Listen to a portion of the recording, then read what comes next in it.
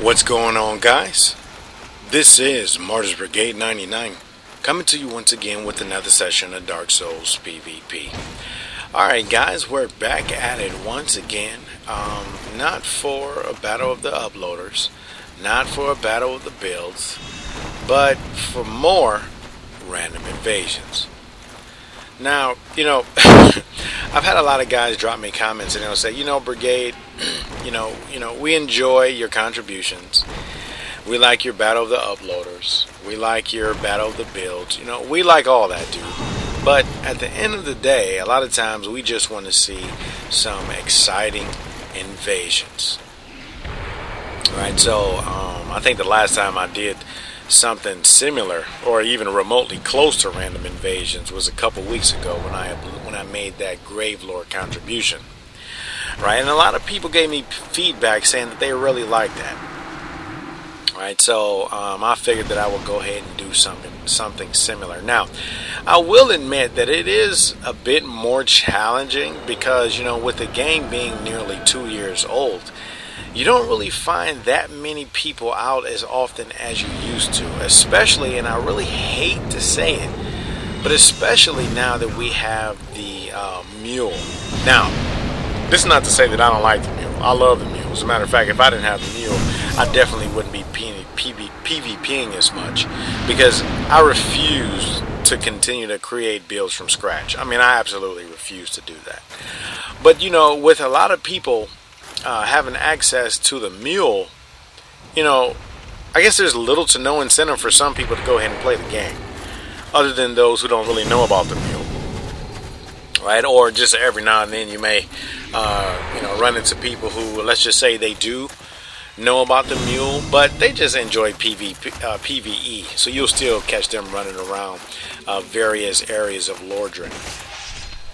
Right, but despite that, I was actually lucky to have a good 2 days in the painted world. Now, the first part, and actually this is just basically divided up in 2 parts, right? And actually that division won't be marked by anything significant. I just kind of put clips together. But this first few series of matches was basically me trying to get ahead of and actually catch up with Dreaded Cone. Shout out to Dreaded Cone.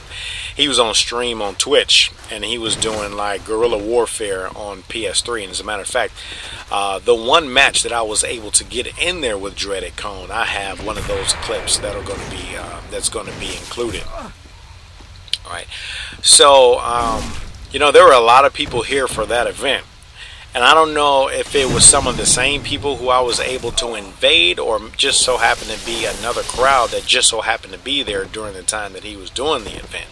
But either way it go, I had a lot of good random invasions. So I figured since I had a lot of guys trying to leave in comments saying, hey dude, why don't you do some more random invasions, I figured I would go ahead and upload some of those clips. Now, this is the match right here. Out of Dreaded Cone's stream, right? And that first guy is his Phantom, and then shortly following his Phantom, you'll notice Dreaded Cone. And if you guys are not familiar with guerrilla warfare, I mean, there's rules out there. I don't really want to go through the whole rule book, but guerrilla warfare is pretty fun. Now, unfortunately, the downside to having a red with you is that they can also take damage, whereas the host and his buddy, I mean, they can remain unpunished. Right, if they make a mistake and hit the wrong person. Right, but it was all good. Alright, so made a mistake and attacked the wrong person. But at the end of the day, we had with the assistance of the Bone Wields, we went on ahead and took care of Dreaded Cone. So shout out to him. Alright, so like I said before, there's really nothing in particular in mind. We're just doing random invasions, random talks about, whatever it is I decide to talk about. Nothing special. I haven't really done any of these type of videos in a long time because, as a matter of fact, a lot of the videos that I've done lately has had a particular theme involved. Right? May it be talking about, may it be talking about stun locking, or toggle escaping, or may it be a battle of the uploaders, or may it be a battle of the builds. a lot of my more recent videos have had a specific theme in mind.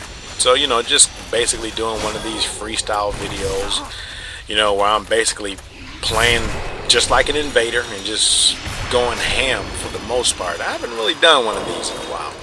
So it was definitely fun because it kind of reminded me of how fun it can be doing random invasions. All right. Now, granted, I do like doing forest hunting. And actually, I haven't really done any forest hunting videos in a while. I love doing forest hunting. But every now and then, I just kind of want to get out of the forest. So doing random invasions will help satisfy that. Right? Because that way, I still get the excitement. I still get the spontaneity. But I don't have to just restrict myself to that one environment. Right? Definitely don't have to do it. Alright, so we got a pyromancy here. And actually, you really don't see too many people using that particular pyromancy, especially during PvP. And you know what? I hate that black flame. That black flame and great combustion is such a fail-safe to so many people. And you know what? You know, I'm not saying anything about anyone who uses it, but that's one of the reasons why I don't use castings. You know, because sometimes it is so easy. Right, because if you guys would notice on the vast majority of my videos, I don't even use a caster build. In most cases, I just use a pure melee.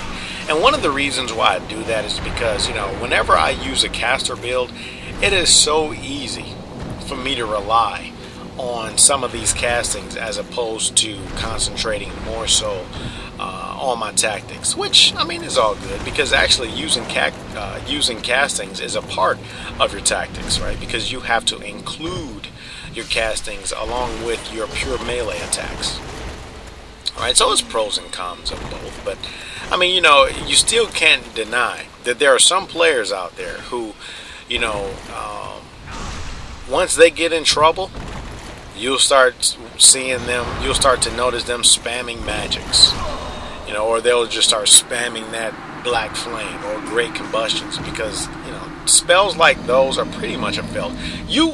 As a matter of fact, I'm willing to say that that black flame and that great combustion is the most safe, probably the most safe casting out there. There's almost no punishment to a great combustion or a black flame. Right, because in a lot of cases, I mean, I don't even think I've ever seen anyone roll BS a black flame or a great combustion. Now, I'm not saying that it can't be done, but you can roll through a Wrath of the Gods. You know, you can roll through a dark bead spam. You can roll through a lot of things, and you know, you can punish a lot of these castings in ways other than roll BS. But that black flame and great combustion, I don't know how many times I've basically thrown down my controller because for the most part I'll beat the crap out of a particular player and then they'll just come out and start, you know, just spamming me with black flames or great combustions. I don't know how many times that's happened to me, but I mean, as a GG Dark Souls, I mean, what can you really say? It's just a part of the game. Right? You win some, you lose some. That's the best that you can do. Alright, so this is good old, I think his name is Ashot or something like that, and actually he was one of the participants, and actually that was an awesome parry. Now granted, you know, I was attempting to do that running R1 with the Moonlight Greatsword, and it wouldn't have staggered him or anything because he's actually stacking a whole bunch of points, if you guys have noticed his armor set. Because I fought him a couple times before, actually a little bit after. And after I hit him, I said, holy crap, this guy's not staggering, so I'm in trouble. And you know, a lot of times whenever you guys, and actually, poise stackers, the biggest problems that I have as far as someone being difficult for me to fight against is always poise stackers and Darkwood Grain Ring users. Alright?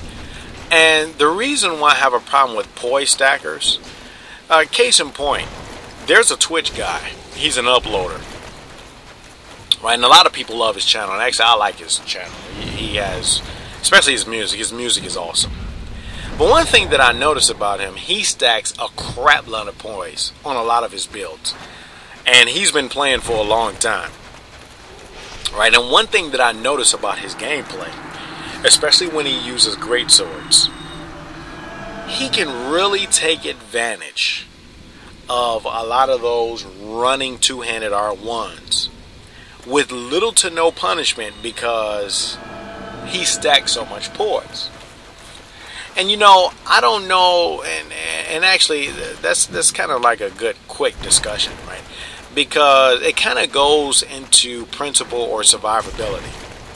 I created a video talking about this particular subject not too long ago. And what exactly do I mean? Well, someone who stacks a crap ton of poise can easily argue, well, listen, number one, I don't like getting staggered. And number two, I'm not going through all those extents with your little fancy dancy toggle escapes. I'm not doing all that. So I'd rather just brush through each and every one of your attack and beat you than try to be pro with your little toggles and everything. Which I get. But at the other end of the spectrum, I also,